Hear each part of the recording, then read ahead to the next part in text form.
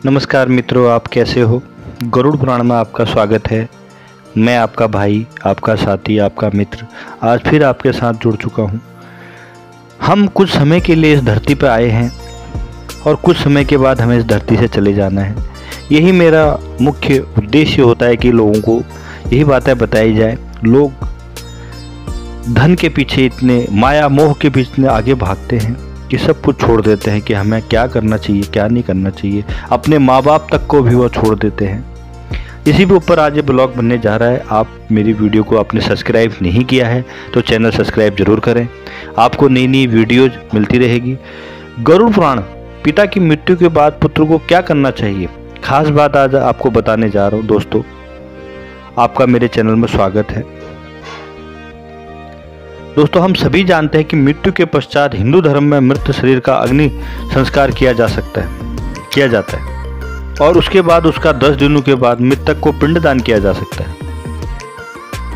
यदि आप गरुड़ पुराण की माने तो मृत्यु के बाद मृतक के गए पिंडदान से मृतक का आत्मा शरीर से निर्माण होता है और वह आसानी से यमलोक की यात्रा पूरी कर लेता है।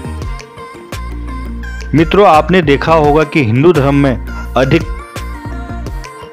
का श्राद्ध पुत्र के द्वारा ही किया जाता है।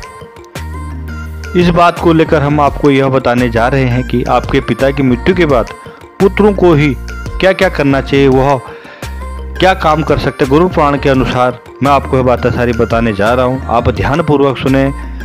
मित्रों, पिता की मृत्यु के बाद पुत्रों का क्या क्या हक होता है अपने पिता के साथ। गरुड़ पुराण के अनुसार भगवान विष्णु ने कहा है कि दार्शिकात्र विधान की को धारण करने से पहले सतपुत्र ऋण से मुक्त हो जाता है।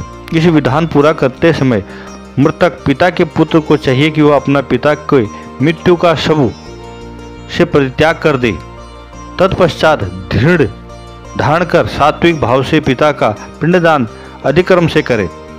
इस दर्शिकात्र विधान करने से पहले मृतक पिता के पुत्र को यह भी ध्यान रखना चाहिए कि उसकी आंखों में से एक भी बूंद पानी की नहीं निकलनी चाहिए, क्योंकि यह पुत्र 18 बाधाओं के द्वारा दर्शिकात्र विधान दौरान किए गए अश्रुपात के विवश होकर पितृरूपी प्रेत का उसका उपमान करना पड़ता है। भगवान विष्णु कहते हैं कि पक्षीराज पुत्रों के चाहिए कि दर्शिकात्र विधान दौरान वो निर्थक दरमियान वह अपना आंसू भी एक भी बूंद बाहर न निकालना चाहिए, क्योंकि कोई भी पुत्र हजारों वर्षों बाद दिन शोक करता रहे तो उसके मृतक माता पिता वापस जीवित होकर नहीं जाते हैं। है गरुड़ पुराण में बात तो तुम भी जानते ही हो कि इस पृथ्वी के लोक में जिसकी भी उत्पत्ति हुई है उसकी मृत्यु भी संभवित है। कोई इस पृथ्वी लोक में अमर नहीं है। जिसने भी इस पृथ्वी में जन्म लिया है एक दिन उसे मरना जरूर है, और जिसकी मृत्यु हुई हो उसका जन्म भी निश्चित है। इसलिए बुद्धिमान मनुष्य को यह जन्म धारण में उपायांक शोक नहीं करना चाहिए। ऐसे कोई देवी या मानवीय उपाय नहीं है जो व्यक्ति मर गया हो वो दूसरा जन्म लेकर वापस नहीं आता है। यदि यह बात संभव होता है तो मेरे रूपी इस मनुष्य का अवतार को लेकर राम रूपी जिस दिव्य मनुष्य को पुत्र शोक के पश्चित नहीं होते। इसलिए पिता या अपनों को मृत्यु हो जाती है तब पुत्र या फिर मनुष्य को यह बात जान लेनी चाहिए कि किसी भी व्यक्ति के साथ ज़्यादातर रहना संभव नहीं है। जो अपने शरीर के साथ अपनी जीवन आत्मा के सारस्कलिक संभव संबंध नहीं है तो फिर परिजनों से बात क्या है। गरुड़ पुराण जिस प्रकार यात्री यात्रा करते समय जब छाया के नीचे बैठकर तब विश्राम करता है और आराम करते बाद वह अपने रास्ते के साथ आगे बढ़ जाता है, उसी प्रकार प्राणी भी इस संसार को जन्म लेता है और अपने कर्मों को भोगकर निश्चित समय के बाद अपनी आत्मा के साथ वह चला जाता है और मृत्यु लोक को त्याग कर देता है। इसलिए अज्ञान से होने वाली आत्मा को त्याग कर अपने पुत्र को उसके पीछे विधि पूर्वक क्रिया करनी चाहिए, जिसकी वजह से उसके पिता को मोक्ष मिल सके।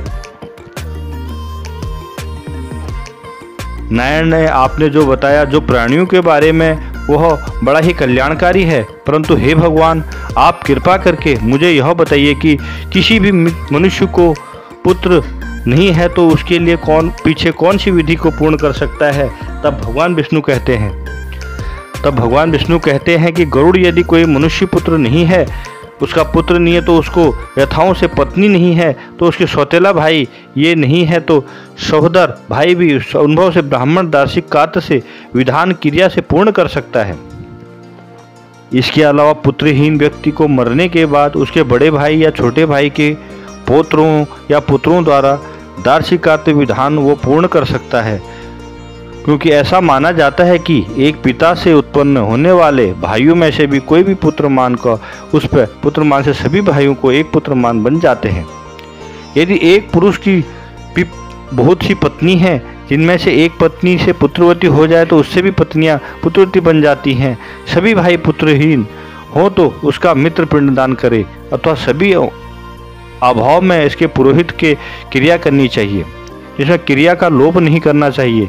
यदि कोई पुरुष या स्त्री इष्ट पितरों के अधासक क्रिया करता है तो अनाथा पका संकार उस पर कुटियंग पूर्ण प्रकट मिल जाता है। इसके बाद भगवान पक्षीराज गरुड़ को कहते हैं कि गरुड़ पिता का दर्श क्या ही कर्म का पुत्र को करना चाहिए, क्योंकि ज्येष्ठ पुत्र की मृत्यु हो जाने तो अति स्नेह होता है, पिता उसकी दर्श त्यागी क्रिया न करें। बहुत से पुत्रों होने के बावजूद भी सब दर्श मात्र में पिंडदान इस सभी कार्यों में एक पुत्र को करना चाहिए।